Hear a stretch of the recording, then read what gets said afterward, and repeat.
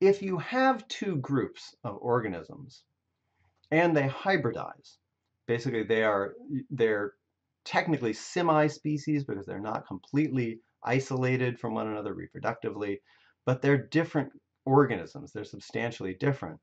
When they come together and they form hybrids, there are a couple of different outcomes. If the hybrid offspring do perfectly well, the two gene pools may completely merge. So you had two different kinds of organisms that looked substantially different, but afterwards you don't. You've only got one gene pool, and the contributions of those two parent semi-species are all just mixed together. This can actually be a conservation concern in some cases.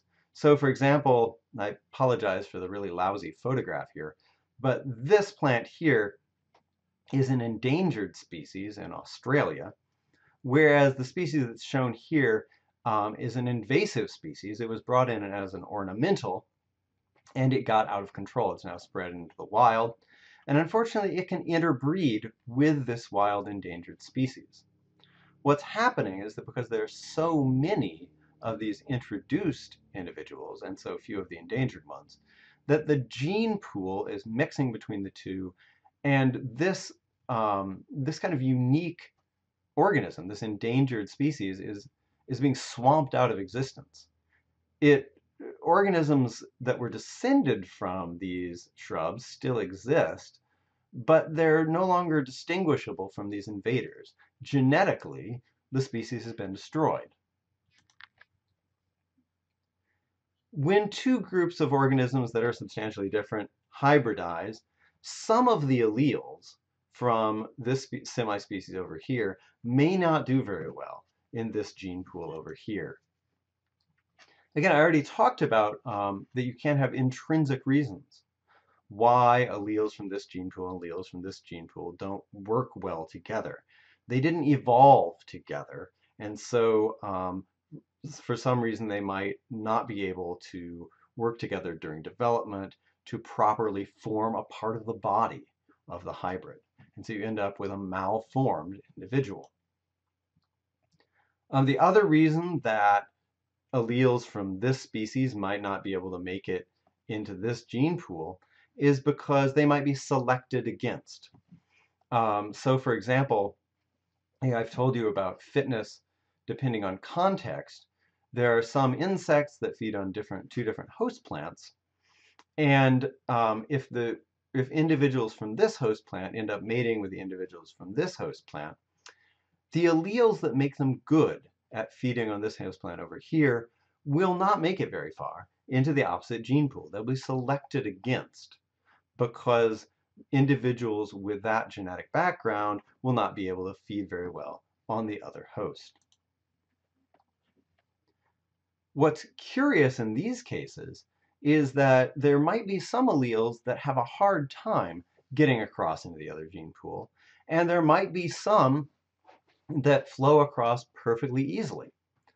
What you end up with then is at some loci, the two semi-species look like separate species. They're clearly distinct. They have different alleles. It looks like they don't interbreed at all. But then if you look at neutral alleles, it all looks like one big interbreeding population. Okay, what you have then is this this kind of permanent hybrid zone potentially between these two semi-species that some genes are able to or some alleles rather, are able to pass across that barrier, but others are not. So we've already talked about two of the possibilities that are shown here. If there aren't any real reproductive barriers, and genes from one species or one population do really well over here in this gene pool and vice versa, then when two populations meet, what may happen is the two gene pools will just fuse together and you'll end up with one big species. If some of the alleles in one population don't work well with certain alleles in the other population, or if the habitats of the two populations are different enough that certain alleles can't jump the boundary between the two gene pools successfully, then you'll end up having these two clearly different populations side by side, but they will continue to crank out these hybrid offspring. And those hybrid offspring may be perfectly fit. They may have very high fitness. There is this third possibility, though. And if the hybrid offspring, the offspring that are generated with an individual from this gene pool, mates with an individual from this gene pool, if they're really inviable, they have bad survivorship, or they're sterile, that is, they have really poor ability to reproduce, that difficulty in survival or reproduction will actually drive the two species apart. And that's a phenomenon called reinforcement. Often this happens because of reproductive character displacement. Here's an example of reproductive character displacement. There's a species of frog that's found from up here in Kentucky down into the panhandle of Florida. It's called Pseudocrus feriarum. It's the upland chorus frog. A different species is found from down here in Florida all the way up to here. It's Pseudocrus negrita. It's the southern chorus frog. Obviously, they're separated throughout much of their range, though there's only the southern chorus frog down here, there's only the upland forest frog up here, but there is this band where the two species coexist, and that's also what's shown by these gray circles. What some researchers did is they went to these spots that are noted on this map, and they recorded the mating calls of these two species of frog. Outside of this zone of overlap, okay, the upland chorus frog has a song that's somewhere around this pulse rate. Okay, so it's around, it looks like maybe 16, maybe tops 18 pulses per second. Okay, down here, where the upland chorus frog does not exist, the southern chorus frog has a mating call that's it's around maybe 13 pulses per second. It looks like this. What's interesting is what happens in this band where the two co-occur.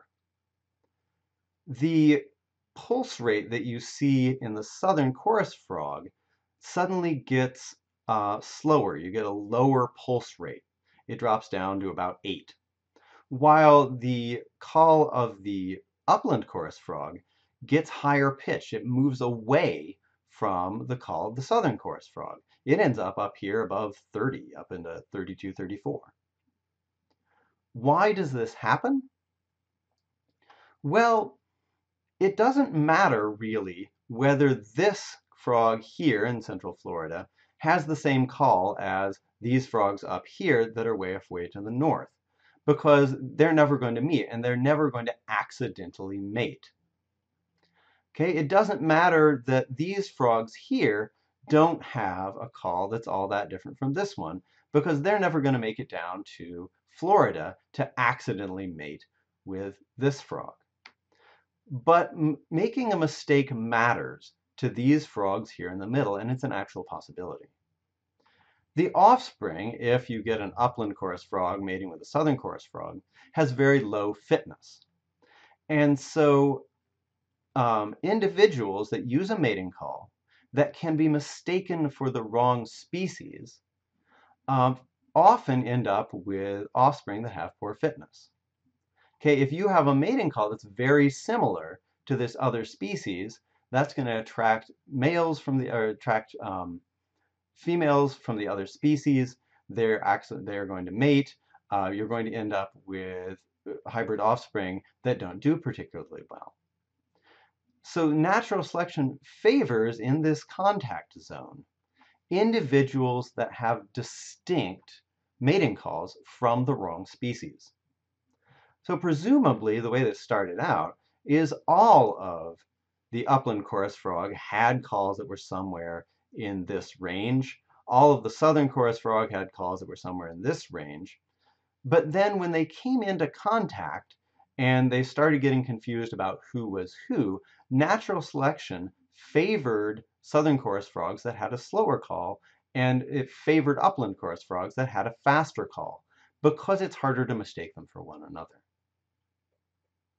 So because there was post-zygotic isolation, in other words, because hybrids don't do well between these two species, natural selection generated pre-zygotic isolation. In other words, natural selection favored mating calls that cut down on the probability that these two species will actually mate with one another. Okay, so reproductive isolation, pre-zygotic reproductive isolation, can be an adaptation to the fact that hybrids don't do well, that there's post-zygotic isolation, in other words. So that's all that post-zygotic isolation means. It basically means that hybrids have poor fitness, and when hybrids have poor fitness, individuals that don't or can't mate with the wrong species will be favored, and that's pre-zygotic isolation. How can you tell that a pre-zygotic barrier arose because of low hybrid fitness? Well, what you usually see are patterns like what we just saw in the southern chorus frog and the upland chorus frog, where two species have reasonably similar reproductive traits, whether it's mating calls or color patterns, what have you, except in the zone where they co-occur, and then their reproductive traits are really different. That's what tells you that hybrid fitness, poor hybrid fitness, is pushing those two species apart from one another.